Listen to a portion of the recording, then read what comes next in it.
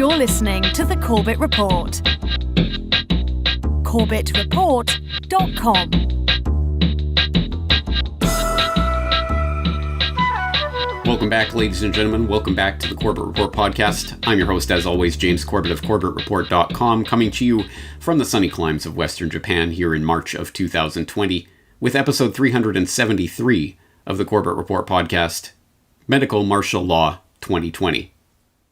Now, if you follow the feeds at CorbettReport.com, you will know that last week I re-released a section of an old podcast, specifically episode 86 of the Corbett Report podcast on medical martial law, which was released in 2009 in the height of the swine flu pandemonium that was sweeping the globe at that time. And just last week, Corbett Report video editor Brock West revivified a section of that podcast in video format for release as a video to bring people up to speed on what I was talking about 11 years ago in regards to the laying of the infrastructure and legislative framework for the implementation of medical martial law in any declared public health emergency. And there are many different pieces, different cookie crumbs along that trail leading towards that medical martial law conclusion. And so I will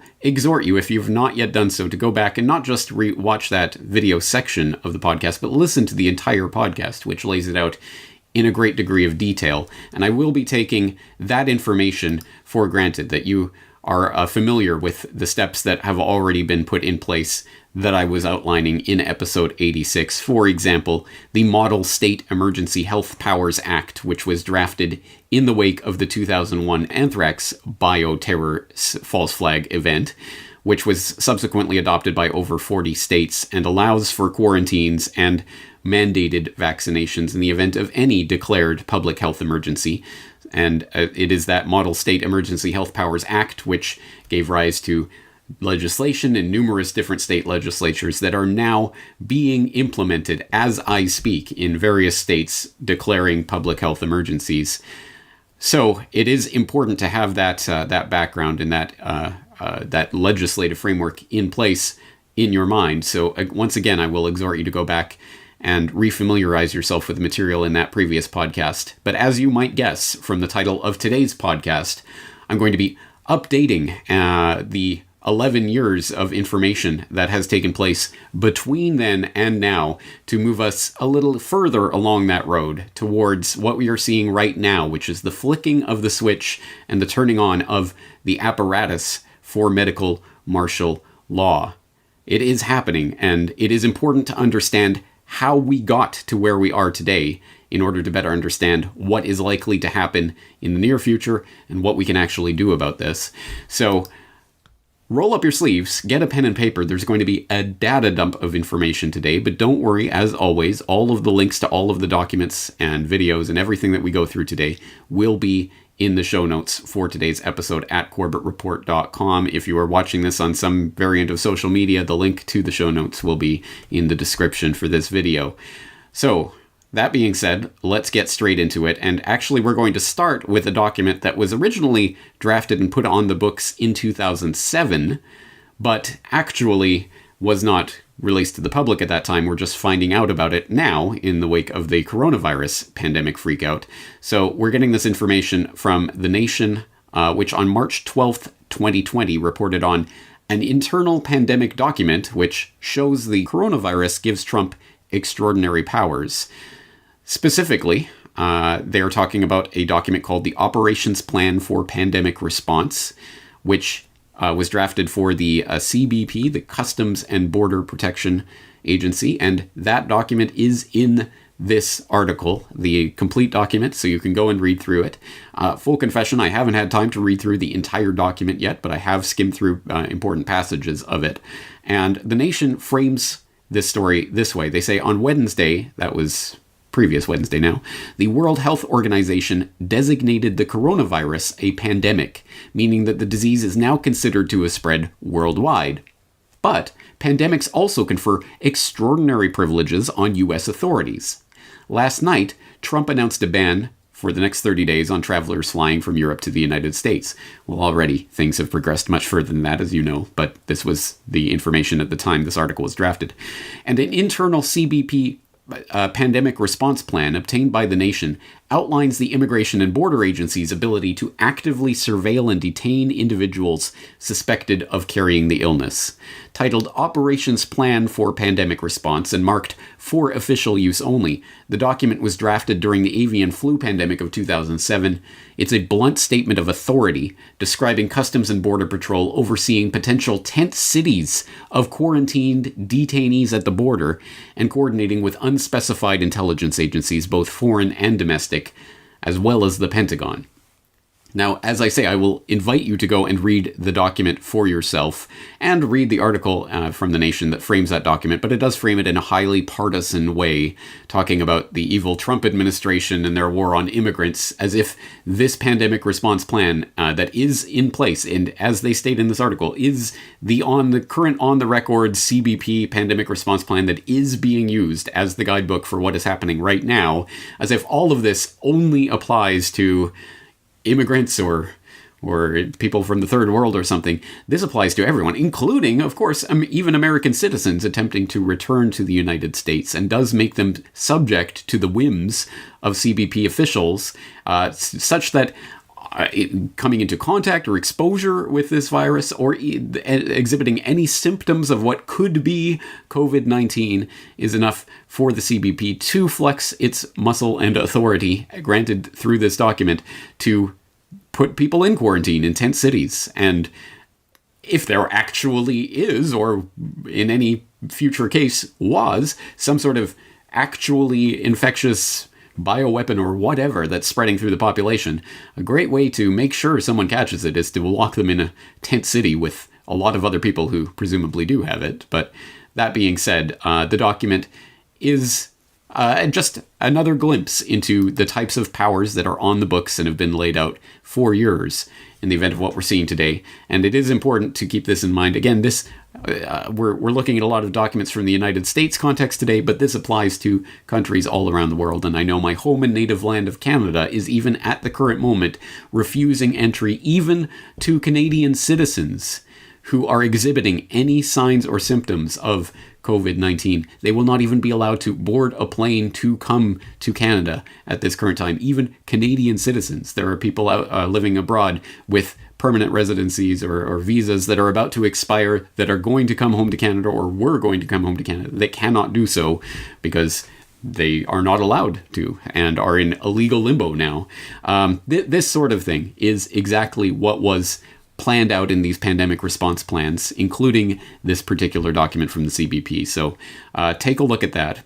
But let's move ahead in the timeline from 2007 to 2010, where we encounter lockstep. And lockstep comes from a series of scenarios that were laid out by the Rockefeller Foundation in conjunction with the Global Business Network, and that were described in a document called Scenarios for the Future of Technology and International Development. And this document starts by noting that the Rockefeller Foundation believes that in order to understand the many ways in which technology will impact international development in the future, we must first broaden and deepen our individual and collective understanding of the range of possibilities. This report and the project upon which it is based is one attempt to do that.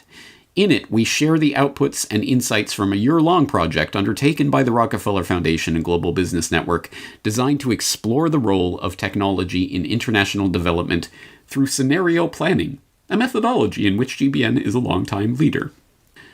It goes on to describe more about why it's choosing these various scenarios and why it's focusing on technology. But long story short, there are a number of different scenarios that they envision of what could happen in a more technologically dependent world in the future and what must happen as a result of that. And one of these scenarios that they were planning, again, on the records in 2010, was called lockstep. And let me know if this sounds familiar to you. The document starts by noting that lockstep is a scenario which involves a world of tighter top-down government control and more authoritarian leadership, with limited innovation and growing citizen pushback. And it starts by the scenario by noting, in 2012, the pandemic that the world had been anticipating for years finally hit. Unlike 2009's H1N1 swine flu, this new influenza strain, originating from wild geese, was extremely virulent and deadly. Even the most pandemic-prepared nations were quickly overwhelmed when the virus streaked around the world, infecting nearly 20% of the global population and killing 8 million in just 7 months, the majority of them healthy young adults. The pandemic also had a deadly effect on economies. International mobility of both people and goods screeched to a halt, debilitating industries like tourism and breaking global supply chains. Sounds familiar. Even locally, normally bustling shops and office buildings sat empty for months, devoid of both employees and customers. The pandemic blanketed the planet, though disproportionate numbers died in Africa, Southeast Asia, and Central America, where the virus spread like wildfire in the absence of official containment protocols. But even in developed countries, containment was a challenge. The United States' initial policy of strongly discouraging citizens from flying proved deadly in its leniency, accelerating the spread of the virus not just within the US, but across borders. However, a few countries did fare better. China in particular. The Chinese government's quick imposition and enforcement of mandatory quarantine for all citizens, as well as its instant and near hermetic sealing off of all borders, saved millions of lives, stopping the spread of the virus far earlier than in other countries, and enabling a swift post-pandemic recovery. China's government was not the only one that took extreme measures to protect its citizens from risk and exposure. During the pandemic, national leaders around the world flexed their authority and imposed airtight rules and restrictions, from the mandatory wearing of face masks to body temperature checks at the entries to communal spaces like train stations and supermarkets. Even after the pandemic faded, this more authoritarian control and oversight of citizens and their activities stuck, and even intensified. In order to protect themselves from the spread of increasingly global problems, from pandemics and transnational terrorism to environmental crises and rising poverty, leaders around the world took a firmer grip on power. You can continue reading through this scenario and the way it played out in the scenario planner's fevered imagination, but later on, it notes in a sidebar, for example, the role of philanthropy in lockstep, talking about those wonderful philanthropic organizations, like, one would presume, the Bill and Melinda Gates Foundation, which I'm not sure was in operation in 2010. At any rate, probably wasn't as big as big an influence in pandemic response back in 2010. But anyway, that type of organization, which, as you know from previous Corbett Report episodes, is always just a virtuous a bounty of plenty descended from the heavens by these virtuous philanthropists out of complete lack of self-interest, right? No, of course not. But it does go on to talk about how philanthropic organizations will face hard choices in the world of lockstep, and given the strong role of governments, they will require heightened diplomacy skills, and they'll basically have to more closely work with national official development assistance strategies to meet government objectives. But specifically in the part where they talk about technology in lockstep, they talk about some of the things that were implemented in this scenario in order to crack down on the pandemic, including scanners using advanced functional magnetic resonance imaging technology becoming the norm at airports and other public areas to detect abnormal behavior that may indicate antisocial intent, i.e., brain reading, scanning cameras and other technologies to basically read your mind and see if you're a secret terrorist. In the aftermath of pandemic scares, smarter packaging for food and beverages is applied by big companies and producers in business-to-business environment. Oh, yay. New diagnostics are developed to detect communicable diseases. Telepresence technologies respond to the demand for less expensive, lower bandwidth, sophisticated communication systems for populations whose travel is restricted. And driven by protectionism and national security concerns, nations create their own independent, regionally defined IT networks, mimicking China's firewalls, so they crack down on the internet. And then it goes into an example of a personal story from this life in lockstep, Manisha, living on the banks of the Ganges River, and it goes through her experience, and it's worth reading. There are some interesting insights in there, including how the national government of India saved the population during the quarantine period during the pandemic, and that experience, thought Manisha, had given the government the confidence to be strict about river usage now, several years after the pandemic. How else could they get millions of Indian citizens to completely shift their cultural practices in relationship to a holy site? Well, good question. How else would you do that other than a very traumatic situation as envisioned by the Rockefeller Foundation and Global Business Network in 2010? The Lockstep document, an important piece of this puzzle. I will put, of course, the link in the show notes, so please go and read through that for yourself. Let's move ahead in the timeline to 2013. This being pointed out recently by Dr. Rudolf Hansel in an article titled The Coronavirus and the New World Order, War is in the Air, in which Dr. Hansel writes, on the 11th of March 2020, the New Rheinische Zeitung drew attention in the article Two Corona Mosaic Stones to a publication by the German government in January 2013, the Information from the German Government Report on Risk Analysis in Civil Protection 2012. That was released on the 3rd of January 2013. In it, frightening similarities with what is currently happening can be seen, in particular by explicitly mentioning the SARS coronavirus, CoV. The scenario presented, in which the spread, course, duration, mortality, etc. are described, goes as far as to make a drastic restriction of fundamental rights necessary. The scenario states, in this respect, the competent authorities, first of all the public health authorities and primarily the public health officers, must take measures to prevent communicable diseases. The IFSG, the relevant legislation, allows, among other things, restrictions of basic rights, such as the right to the inviolability of the home. Within the framework of necessary protective measures, the fundamental right of personal freedom and the freedom of assembly can also be restricted. In addition to these measures, to be ordered directly by the public health officer, the Federal Ministry of Health can order by statutory order that threatened sections of the population have to take part in protective vaccinations or other measures of specific prophylaxis, whereby the right to physical integrity can be restricted. I would suggest to go back and read and reread that passage several times until it sinks in. But yes, in 2013, the German government was already drafting scenarios that envisioned mandatory vaccinations or specific prophylaxis in the event of a spreading communicable disease.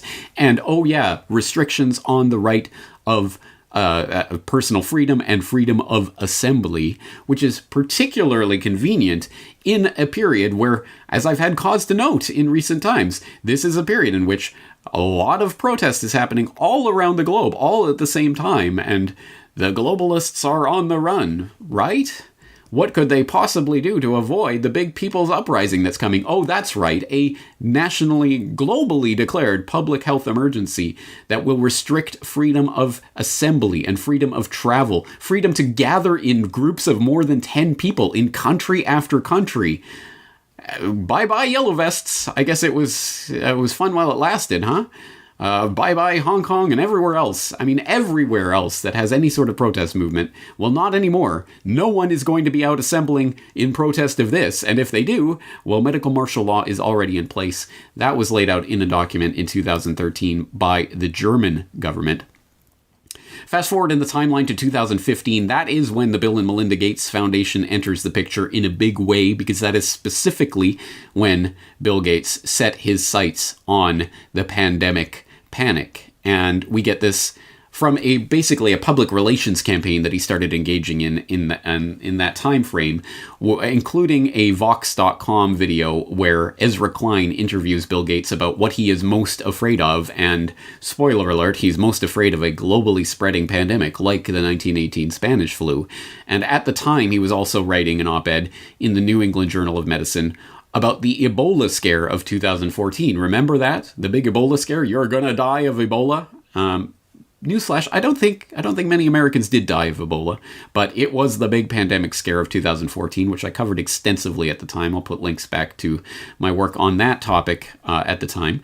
But in the wake of that, in April of 2015, Bill Gates wrote an op-ed, essentially, in the New England Journal of Medicine called "The Next Epidemic: Lessons from Ebola," which was part of this pandemic panic freak-out public relations campaign that he was on at the time. And that article includes a very telling paragraph. "It's instructive to compare our preparations for epidemics with our preparations for another sort of global threat: war.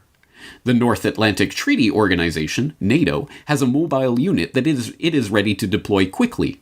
Although the system is not perfect, NATO countries participate in joint exercises in which they work out logistics, such as how fuel and food will be provided, what language they will speak, and what radio frequencies will be used. Few, if any, such measures are in place for response to an epidemic. The world does not fund any organization to manage the broad set of coordinated activities required in an epidemic. The last serious simulation of an epidemic in the United States, the Dark Winter Exercise, took place in 2001, and few countries have met their commitments under the international health regulations which were adopted by the United Nations after the 2002-2003 outbreak of the Severe Acute Respiratory Syndrome, SARS, and were intended to improve the world's ability to prevent and contain outbreaks." So many important nuggets just in that paragraph alone, one of which is the Dark Winter Exercise, which, as Bill Gates notes, took place in 2001. And if you are unfamiliar with the Dark Winter Exercise, boy, it is time to get up to speed on that. I have talked about it in the past, but like a lot of this work, many, many years in the past, so you may not have seen it. But that was a simulation of an anthrax bioterror scare in the United States, shortly before 9/11 and the anthrax attacks of October 2001, almost as if they were live simulating something that they were about to do. Almost. What an amazing coincidence. Extremely interesting, and you should take a look at that exercise and the fact that it contained faux news reports that were dressed up to look like real news reports about how the anthrax was spreading and how it was affecting different populations. Again, some of the very people responding to the October 2001 anthrax crisis sitting there at the tabletop exercise in 2001. Also, of course, wartime footing. We need a wartime footing for pandemic response, and that is something that's popping up in the news as I speak. Emergency war powers that have not been invoked since the Korean War, for example, in the case of the United States, are being invoked right now because we are at war once again, this time with a hidden enemy. Where have we heard that type of rhetoric before? And again, invoking the specter of SARS, the coronavirus. Of course, now we're dealing with SARS-CoV-2, the electric boogaloo. So a lot of things go back to this. It's an important article for people to read through to understand the Bill and Melinda Gates Foundation and their angle on this, the philanthropic organizations who are going to help to coordinate the international global response that will be necessary. This is, of course, what it always comes back to, because some people are saying this is the end of globalization as we've known it. This is going to upend everything. On the contrary, this is a fail-forward event in which the very globalist purveyors of the globalist ideology are going to push even further and even harder. We're going to need a global pandemic response agency that's going to be funded by all countries and is going to be able to subsume the national sovereignty of any given country as a result of what's happening right now. And that was, again, laid out by Bill Gates 5 years ago. Let's move forward to 2017, where the very parting shots of the Obama administration were an interesting piece of legislation that, again, seems highly relevant to what's taking place today. We'll get this from NPR, National Petroleum Radio, as James Evan Pilato likes to call it, which had an article in February 2017. CDC seeks controversial new quarantine powers to stop outbreaks. Federal health officials may be about to get greatly enhanced powers to quarantine people as part of an ongoing effort to stop outbreaks of dangerous, contagious diseases. The new powers are outlined in a set of regulations the Center of Disease Control and Prevention published late last month to update the agency's quarantine authority for the first time since the 1940s. The outlined changes are being welcomed by many health lawyers, bioethicists, and public health specialists as providing important tools for protecting the public. But the CDC's increased authority is also raising fears that the rules could be misused in ways that violate civil liberties. The update was finalized at the end of the Obama administration and was scheduled to go into effect February 21st, but the Trump administration is reviewing the changes as part of its review of new regulations, so the soonest the changes could go into effect has been pushed to the end of March. Spoiler alert, yes, the changes went into effect, and there's obviously more ongoing right now with regards to the rules that are being written on the fly for pandemic response to the latest coronavirus freakout, but this was what was set into this books in 2017. Again, please go to the article to read more about the potential for violations of civil liberties. Oh, you don't say. Well, you do say, but of course, all of that is just preparatory, because all of that took place in the previous paradigm.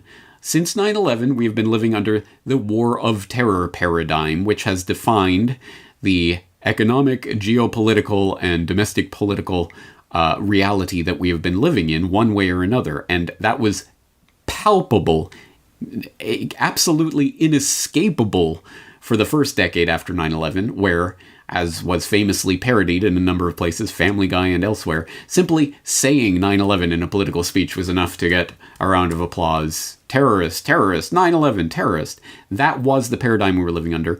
Obviously, that has frayed in recent years. It doesn't quite have the same magical power to spellbind the public as it did just a few years ago. And that paradigm is now being replaced. We are now in a new paradigm. And that paradigm did not start in March of 2020 with this current implementation of the coronavirus freakout. No, it started before the coronavirus itself started transmitting amongst the human population, at least officially, to the extent that we actually know anything about the real origins of what's happening right now. No.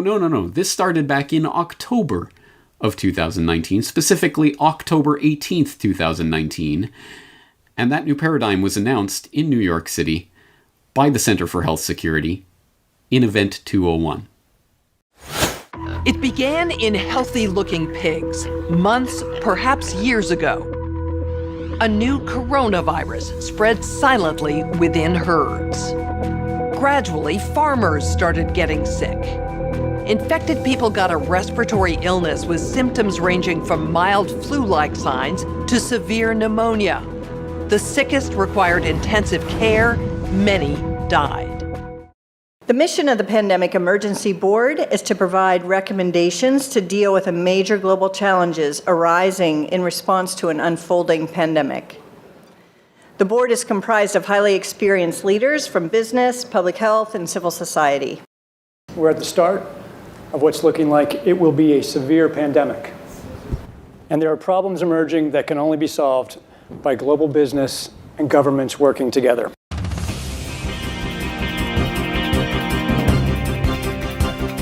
Public health agencies have issued travel advisories, while some countries have banned travel from the worst affected areas. As a result, the travel sector is taking a huge hit. Travel bookings are down 45%, and many flights have been canceled. Governments need to be willing to do things that are out of their historical perspective, or for the most part, it's really a war footing that we need to be on. We shouldn't underestimate the power of entrepreneurship. We need to escalate that, whether it's through the government's helping with tax breaks or subsidies of that nature to increase manufacturing of those types of products. It can happen quickly. A Marshall-type plan, don't mean to say that exactly, but a Marshall plan that can go into effect can stimulate change very quickly. Now, as I'm sure you know, if you do follow alternative media, much has been said already about Event 201 and what was taking place there. If you're completely new to it all, I will put links into the video and to the website and to the press release and other materials that will give you a better sense of what Event 201 was and what it was attempting to do, at least officially speaking. And I will also provide links to the propaganda report, the propreport.com, which has done a special report about the Event 201 agenda, highlighting the recommendations, the call to action that was issued as a result of this tabletop exercise that was held in New York in October of 2019, involving some of the very players who are now in the front lines of this fight against the coronavirus pandemic that they themselves were simulating, exactly like Dark Winter. And that includes the heads of the US CDC and the Chinese CDC and others. The full list of participants will be linked in the show notes. But specifically in this call to action, they talk about the various things that the World Economic Forum, the Johns Hopkins Center for Health Security, and Bill and Melinda Gates Foundation jointly propose as a result of their findings playing out this coronavirus pandemic scenario in October. Number one, governments, international organizations, and businesses should plan now for how essential corporate capabilities will be utilized during a large-scale pandemic. 2, industry, national governments, and international organizations should work together to enhance internationally held stockpiles of medical countermeasures to enable rapid and equitable distribution during a severe pandemic. 3, countries, international organizations, and global transportation companies should work together to maintain travel and trade during severe pandemics. Travel and trade are essential to the global economy as well as to national and even local economies, and they should be maintained even in the face of a pandemic. 4, government should provide more resources and support for the development and surge manufacturing of vaccines, therapeutics, and diagnostics that will be needed during a severe pandemic. 5, global business should recognize the economic burden of pandemics and fight for stronger preparedness. 6, international organizations should prioritize reducing economic impacts of epidemics and pandemics. And 7, governments and the private sector should assign a greater priority to developing methods to combat mis- and disinformation prior to the next pandemic response. Please do go read through that full list. It's such reasonable things that, in light of what has happened since October 2019, it's absolutely amazing that they were able to foresee what was coming. And look, they had this perfectly amazing list of responses already waiting for something like this to come along so that they could shake their paper in the face of these world leaders and say, look, we told you so. Now we have the plan for exactly what you should do about this, including, as point number 7 in that call to action makes very explicit, the crackdown on what is deemed to be mis- and disinformation by the authoritative sources in the fact-checking world, no doubt, about the pandemic outbreak. And what are we seeing right now? As I just went over with James Evan Pilato in New World Next Week, all of the big tech companies are now actively coordinating and collaborating with the US government in order to crack down on coronavirus misinformation,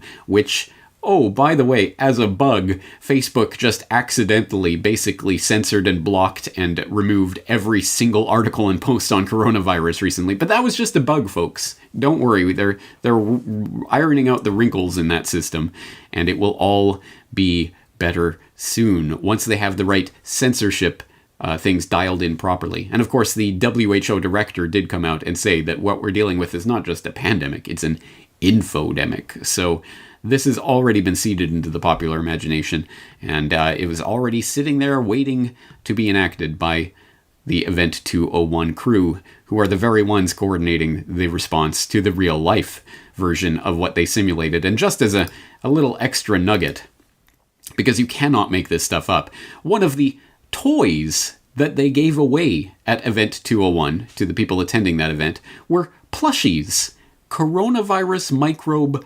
plushies that were given away to all of the participants. Oh, isn't that so cute? They had little coronavirus plushies that they got to take home with them as a little souvenir, a little memento of the dawning of the new age of coronavirus-led microbial terror. But don't worry, the good folks at PolitiFact have come along and deemed it mostly false that Event 201 gave out stuffed souvenir coronavirus toys, because as they go on to note, well, yes, they did actually give out stuffed toys that really are meant to be coronavirus microbes, but context is everything, and they weren't actually predicting the novel coronavirus that they were talking about simulating in that simulation.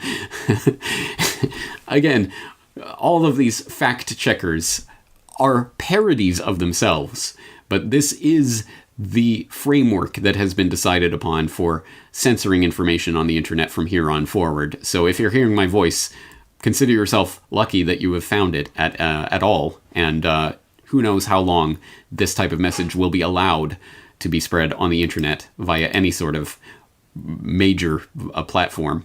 But as I say, Event 201, October 2019 really was the marking of the new era that we have stumbled into one way or another. And that era is now coming to fruition. And there are many different aspects of what's going on right now, and the very many different power grabs that are being taken by authoritarian structures all around the world.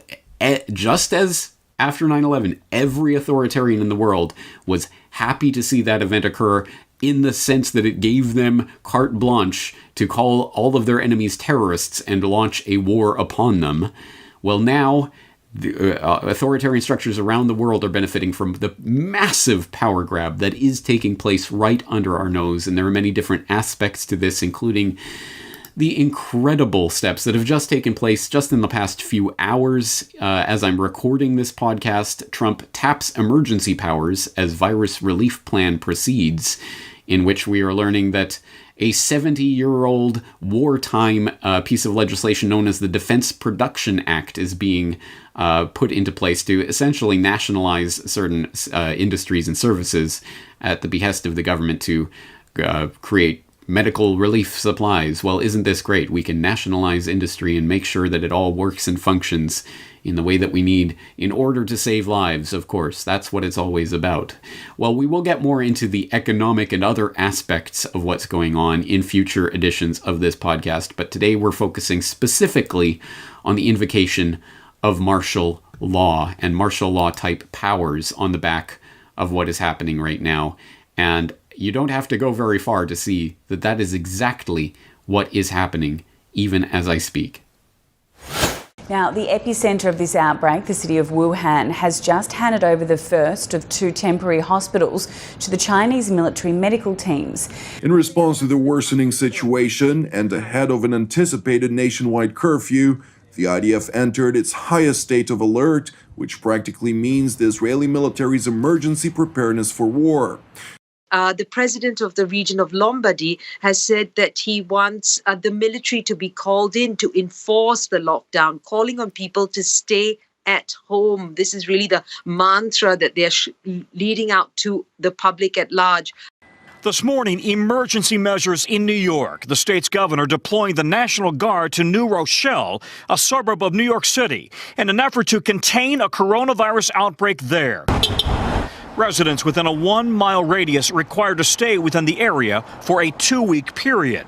It is a dramatic action, but it is the largest cluster in the country, and this is literally a matter of life and death.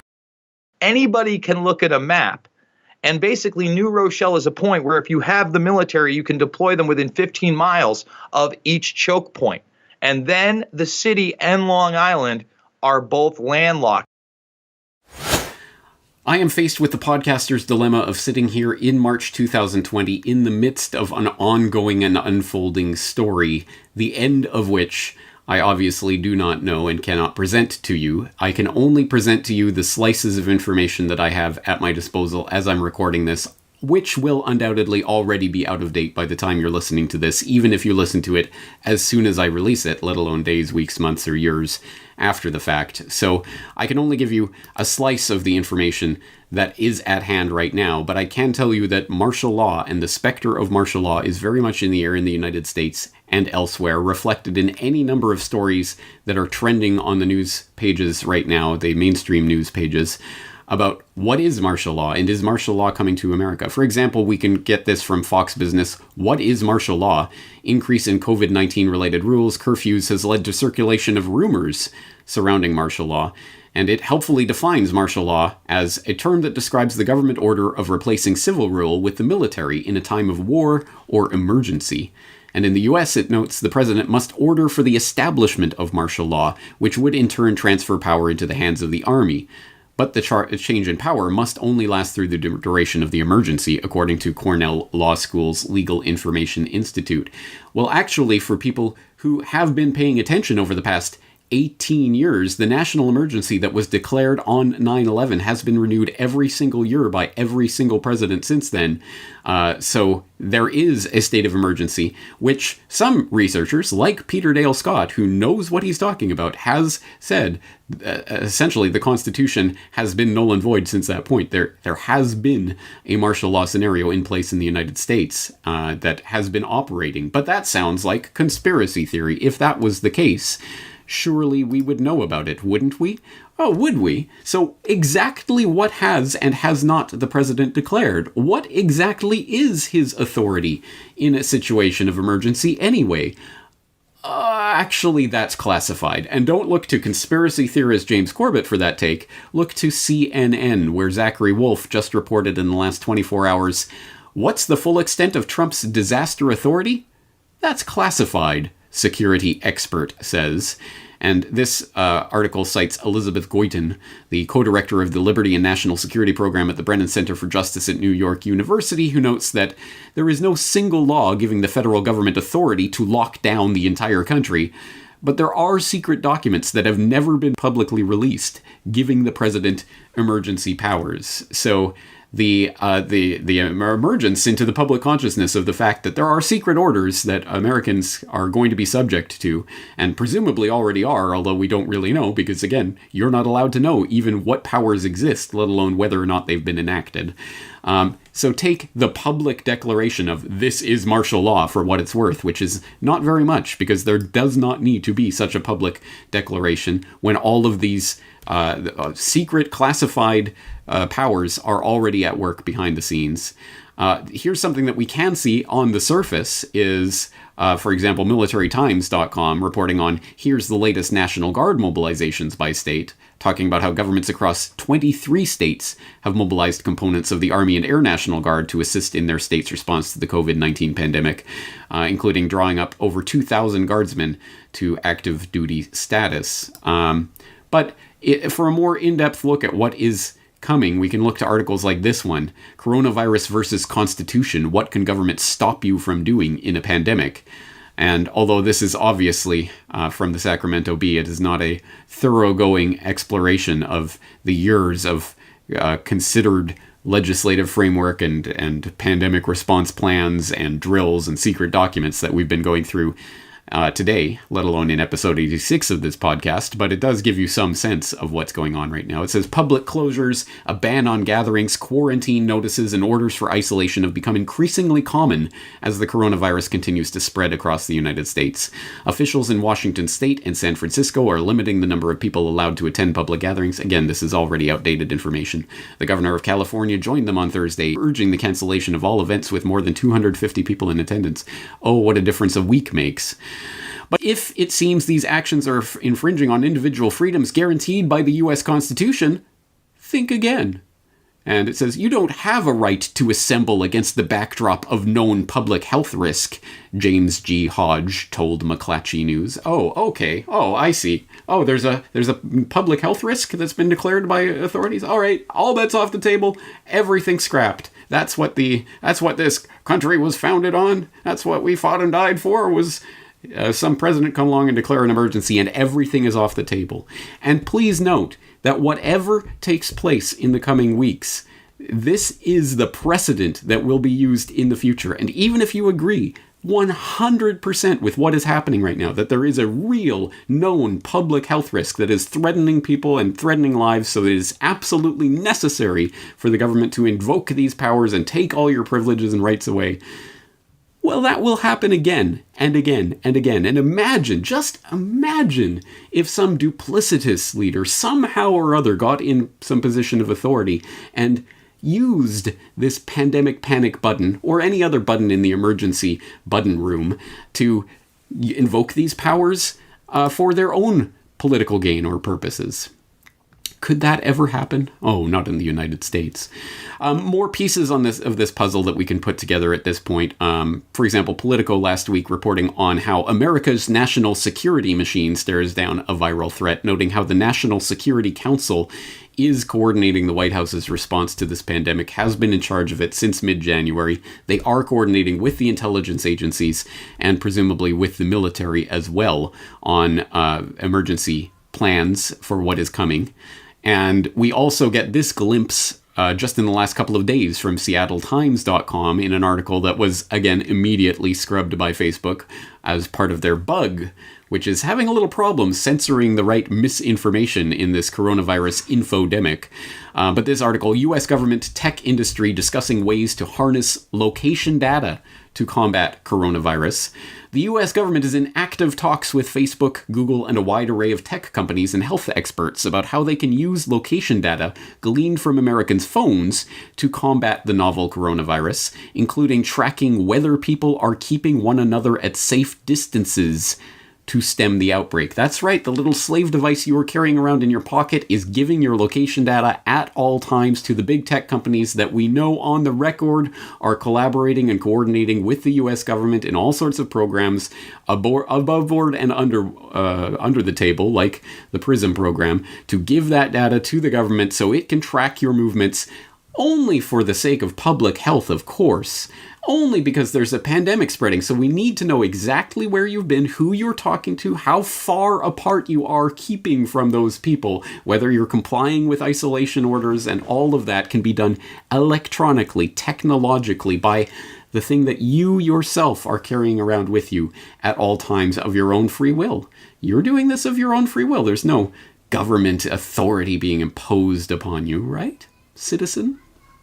This isn't martial law.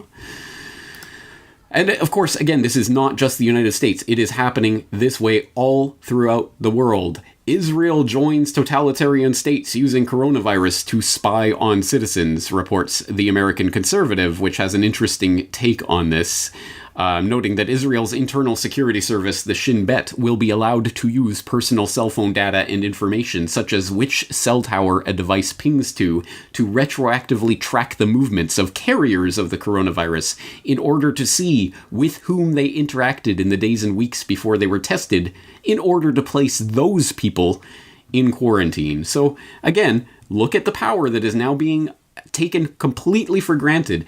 Simply having been in the vicinity, or having one of your devices been in the vicinity of a device of someone who has then been declared by a faulty test that we know is not worth the paper that it's written on, to have been a carrier of this virus, you can then be quarantined. And you cannot assemble in groups of more than 10 people, and you cannot... All of these things that would be necessary for any type of resistance to any sort of governmental measure are now systematically being scrapped and stripped from the public, not to widespread approbation, but to cheers from the public. Yay! Let's get those damn quarantine evaders. He was called a terrorist, so he must be a bad guy. He was called a quarantine evader, so he must be a bad guy.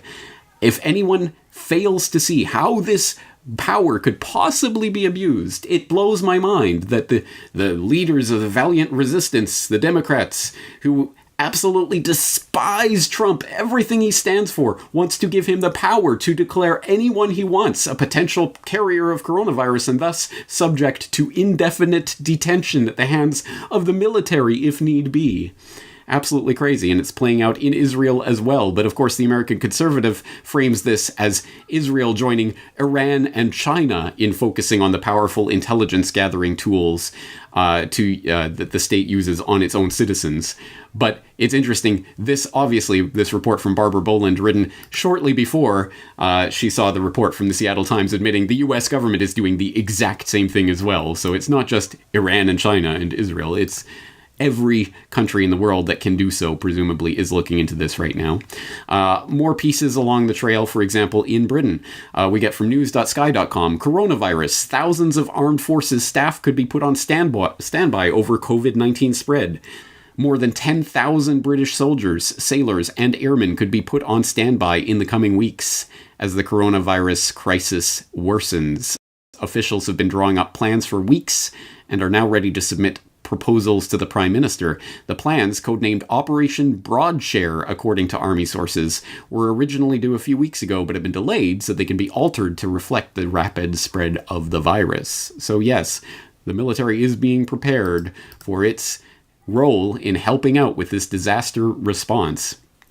And here comes Canada as well, my home and native land, which it has been trending in the news recently about the Emergencies Act, previously known as the War Measures Act, which received royal assent in 1988 and was created to provide a legal framework for power to be temporarily consolidated with the Prime Minister and Cabinet to issue executive orders during national emergencies like COVID-19. And it has only ever been invoked 3 times in Canada during the First and Second World Wars, as well as during the October crisis of 1970, when members of the Front de Libération du Québec abducted then provincial Deputy Premier Pierre Laporte and British diplomat James Cross. And of course, there's always that infamous clip of Pierre Elliott Trudeau, the presumed father of the current Canadian Prime Minister, saying, "How far will you take this? Oh, just watch me," invoking the Emergencies Act and martial law in Canada in 1970.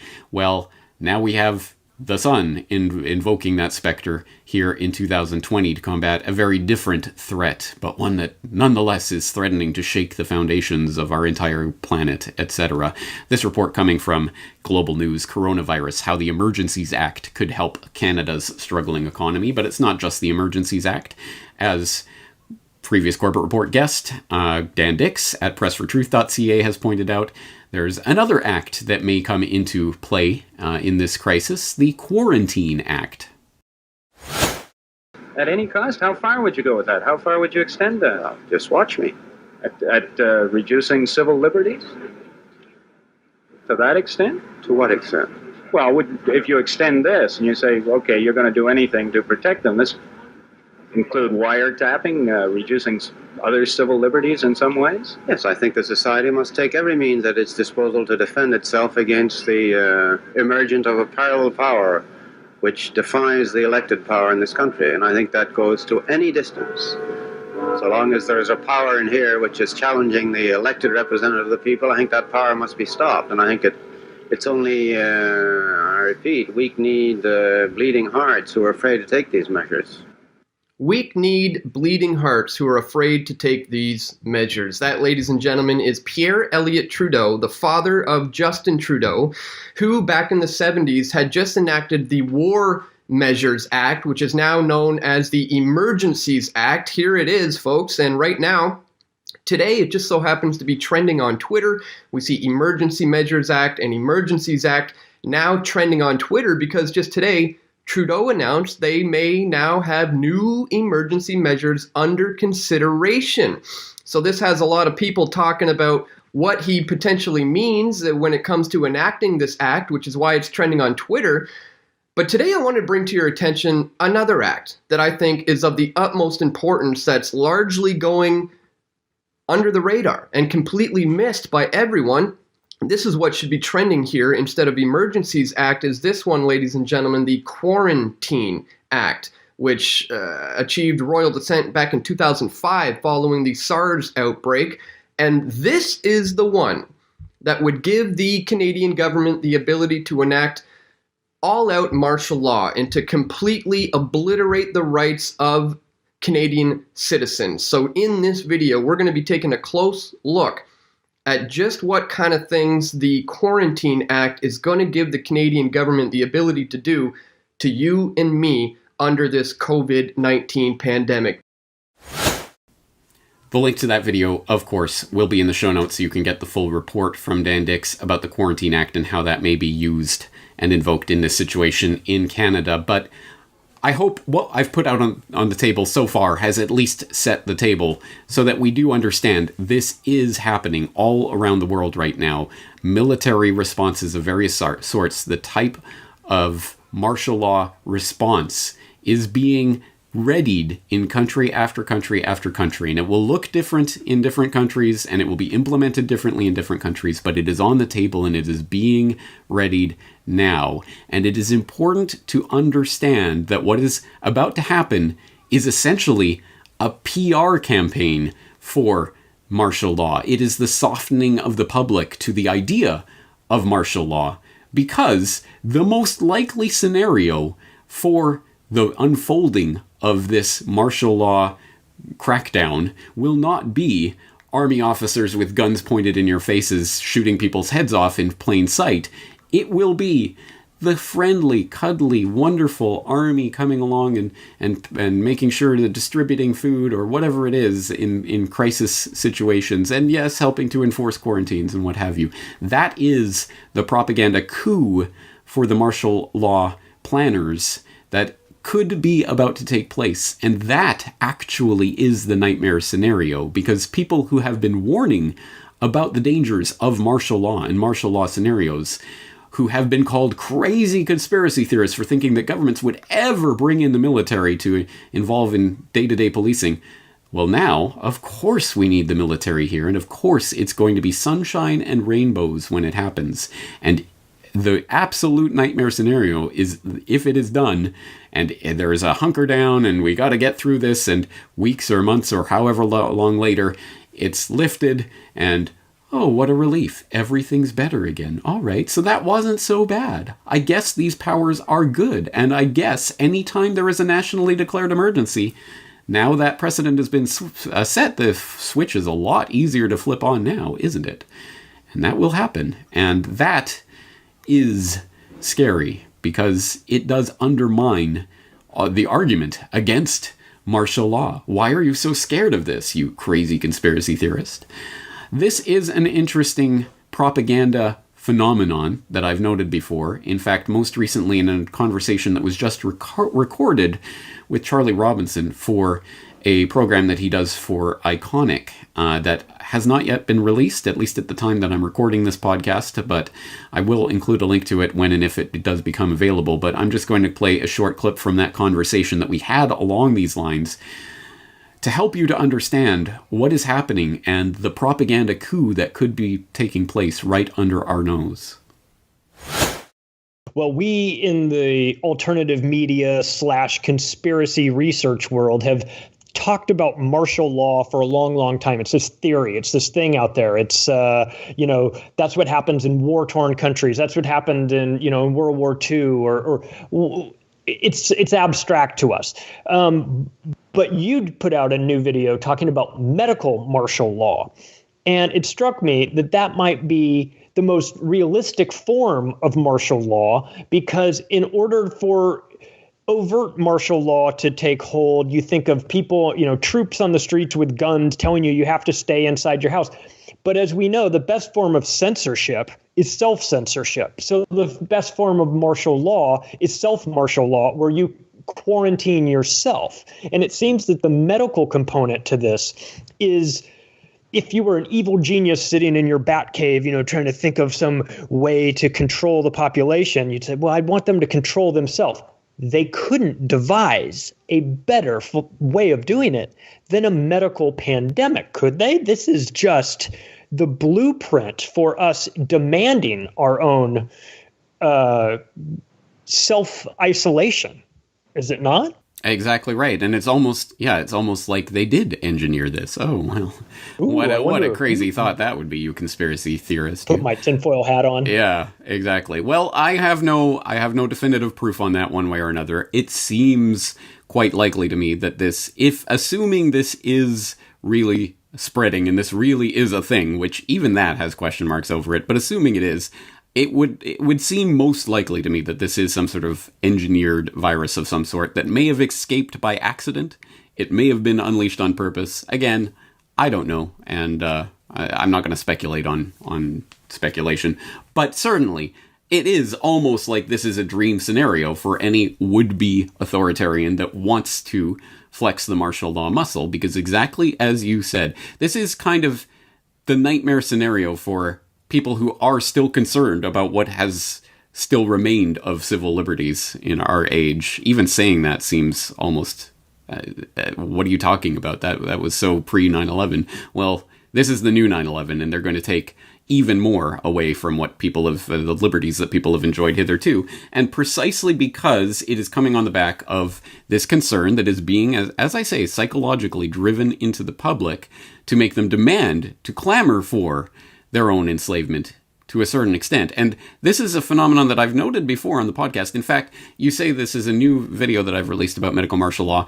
It is a new video, but it is actually the audio of a podcast that I did 11 years ago during the swine flu hype of 2009. Remember that? Yeah, I do. Oh, yeah. And I was noting at that time that even then, for several years up to that point, they'd been preparing various legislative proposals and things for instituting medical martial law in the event of some sort of medical scenario, like the Public State Health Emergency Act, whatever the exact name of that is. But the model law that they drafted in the wake of 9/11 during the anthrax scare, that then they started passing in state legislature after state legislature all around the U.S. in order to basically codify and make sure that they had these emergency powers that they're now invoking. These things can take decades. Sometimes it'll be the infrastructure, the legislative framework will be laid decades in advance. And suddenly, once that switch is flipped, once the lever is pulled, suddenly people are like, oh, I didn't know this even existed. Yeah, it's been there for decades, and some people have been warning you about it. In fact, I note with some bemusement that I think the second or third most popular video that I have ever done on my YouTube channel, over 2 million views, I believe, was about martial law. It was about the U.S. Army prepares to invade U.S., which is a video that I did back in 2008, before the 2008 selection cycle played out. And it was talking about the moves that had been made through decades, really. Reagan, Clinton, Bush 1, Bush 2, all of these regimes had implemented various variations on setting the framework for martial law, preparing for martial law, doing martial law exercises, training American troops to go in. And I did that video, and I found it amazing that video really did go viral very early on. I had maybe 1,000 YouTube subscribers at that point, but then I was getting hundreds of thousands of views on this video, precisely because a lot of Democrats and people on the left side thought that I was saying, oh, Bush is going to do martial law to try to lock it down so that he'll continue on in the presidency. No, I was specifically pointing out, no, it was Clinton and Bush and left and right. They both do this because it is authoritarians want this structure in place. And as you say, medical martial law is the most insidious way to do it because it will have popular support. This is a point that I've tried to make before, and I think people were incredulous about. When martial law arrives, most people will be cheering. They will not be jeering. And precisely because we are now being conditioned with the stories of this man was diagnosed and then he went out and went shopping, and so they had to lock him in his home, and everyone's like, yeah, lock that bastard up.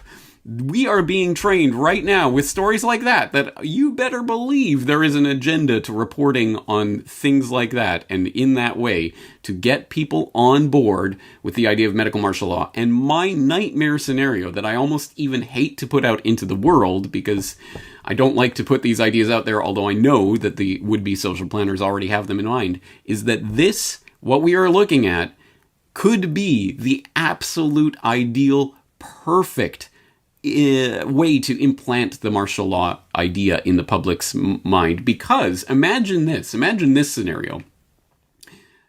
The viral freakout right now, from what we know, is 100% overblown. Yes, there is sure, if you're an octogenarian with a lung condition, definitely, you want to stay safe and all of that. I'm not trying to downplay that. And some people will get sick, some people will die, but this is not the Black Death. This is not the end of the world, at least from what we've seen so far, unless there's some sort of, second wave to this that's been bioengineered, whatever. I don't know about that.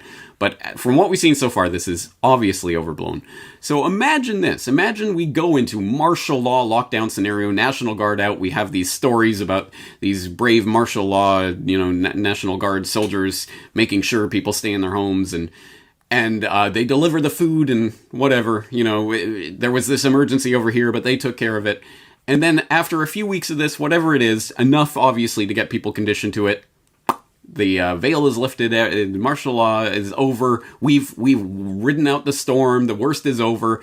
Suddenly the reporting goes from, this is Black Death, you're all gonna die, to, okay, it's still here, but it's now under control, and we've got it taken care of. Imagine that scenario plays out, and everyone who now tries to say martial law and, they're coming, the troops will be on the streets, will be looked at as, oh, you silly conspiracy theorists, there was martial law and it was fine. Imagine that scenario playing out, because that will be the ultimate, 100%, the greatest propaganda coup for the authoritarians there ever could be. Yeah, martial law happened and it was okay. It wasn't, we had to hunker down, but we all stuck through it and it was all right. And in the end, they went away and everything's better again. So they have these martial law powers on the books. It's happened before. The precedent is set. It's there forever. Their power that they can take at any time. As soon as they drum up fear into the public, people will dutifully lock themselves in. It's a propaganda coup that could be taking place right now, and I fear to see that, because, again, our ability to get people concerned about the very real loss of fundamental liberties that is taking place right now will be vastly undermined. They'll cut the legs out of all of us conspiracy realists who have been warning about this for years, and will want to warn people about how this power could be abused. Again, it's a horrific situation because it works so well for the propagandists and the authoritarians. The very first step in solving any problem is to admit that there is a problem. And usually you wouldn't think that that's very difficult to do, but it is nonetheless a fact that in any time of great crisis or adversity, a trick that your own brain will pull on you in order to give you a false sense of security is to normalize the situation. There's no crisis, there's no emergency, everything will go back to normal in a few weeks and we'll continue on with our lives as they were before. Do not normalize what is happening here. This is not normal.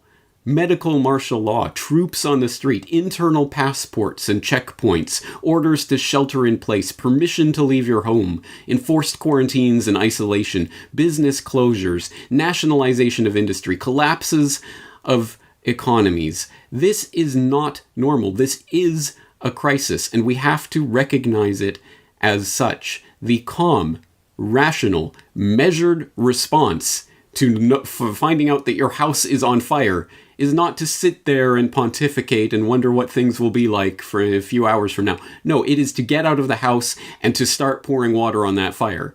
You have to do something, but the very, very first step is to realize that there is a problem. So do not normalize, do not give in to the temptation to normalize the absolute craziness that is happening right now. Realize that this is the perfectly logical end result of decades of carefully laid infrastructure for the implementation of a medical martial law situation.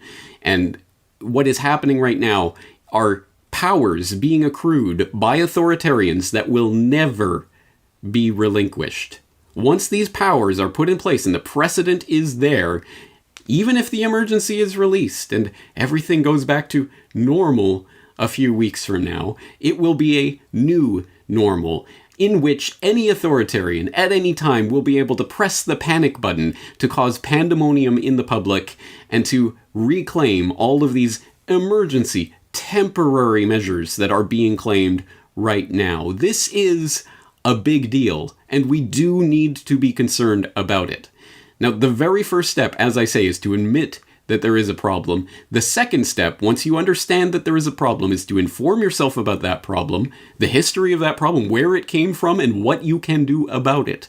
And on that note, there are going to be lots of notes in the show notes for you to go through, lots of links to articles and videos and other things that will help to further inform you about this very important time that we're living through. And as always, one of the greatest resources that we have is each other, which is why I wholeheartedly exhort the Corbett Report community to come together. Members, Corbett Report members, please leave your experiences, your thoughts, your observations, your links, your research in the comment section at corbettreport.com. We need to learn our way forward on this together. But it all starts from admitting that this is a crisis. There is an emergency situation happening right now. And the calm and rational and measured response to an emergency situation that is happening around you is to let others know there is a problem here. Do not normalize this. This is not normal. We are heading into medical martial law. On that note, I'm going to leave it here today, but obviously no single podcast can encapsulate all of the crazy information that is pouring forth through the news feeds on an hourly, if not minutely basis at this point. So, obviously, we will be returning to various aspects of this topic in the weeks to come, including the economic aspects of this agenda that is playing out, the geopolitical aspects, and of course the creation of the technocratic state that I've been warning about for many years now.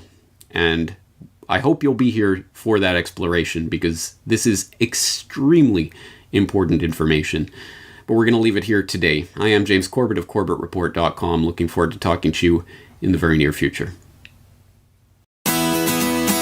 The Corbett Report is brought to you by the Corbett Report subscriber, a weekly newsletter featuring James Corbett's international forecaster editorial, recommended reading and viewing, discounts on Corbett Report DVDs, and once a month, a subscriber-only video. Sign up today to start receiving your copy at corbettreport.com/support.